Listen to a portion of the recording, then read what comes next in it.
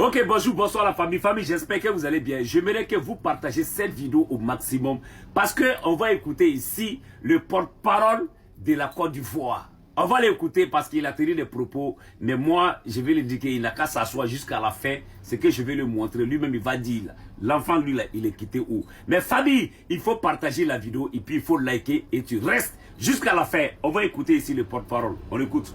Pourquoi cette réaction? Elle est très simple. Jusqu'à ce jour, ces pays de l'AES qui accusaient la Côte d'Ivoire n'ont jamais mêlé le nom du chef de l'État à leurs accusations fantaisistes. Nous refusons, de quelque façon que ce soit, que l'image de celui qui incarne notre pays soit brocade. Tant que c'est une accusation globale du pays,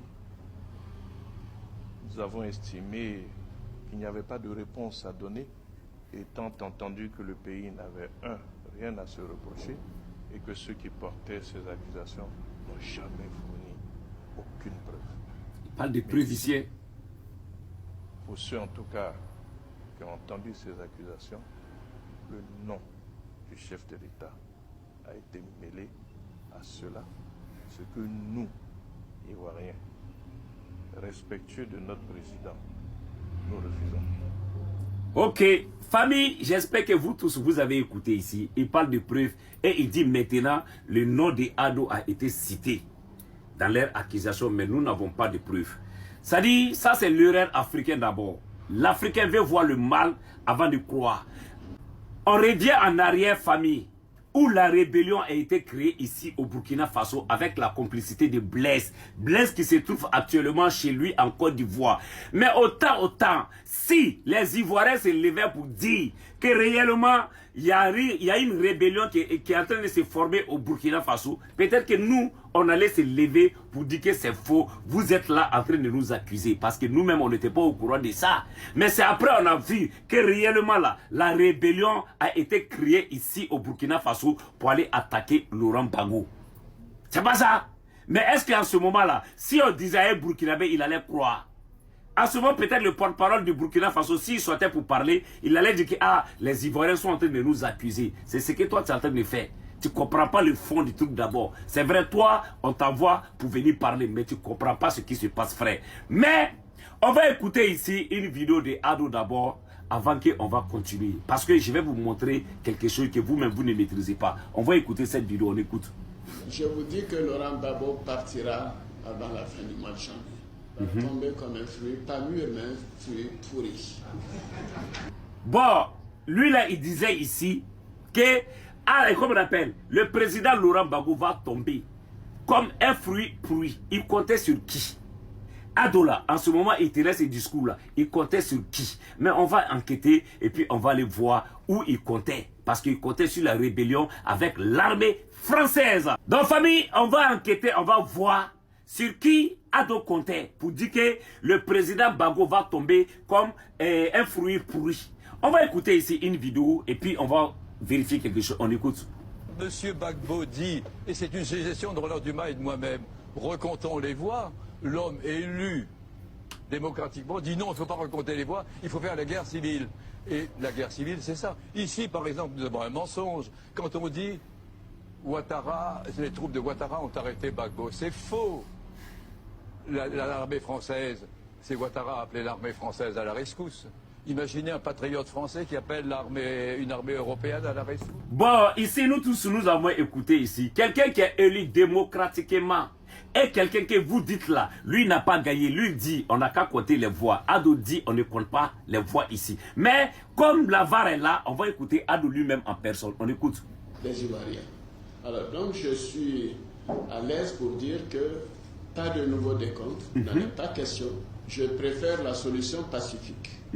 Maintenant, s'il s'entête, il appartient à la CEDEAO de prendre les mesures nécessaires. Et ces mesures peuvent inclure la force légitime. Maintenant, la force légitime, vous avez bien compris, Ado dit là, on ne compte pas voix. Mais toi, tu as été élu démocratiquement. Mais il y a une vidéo encore que je vais vous montrer parce que pour vous montrer que c'est la France qui a installé Alassane Ouattara avec la complicité du Blaise Compaoré, le Burkina Faso. Blaise qui est actuellement chez lui là-bas. On écoute cette vidéo, vous allez comprendre. On écoute.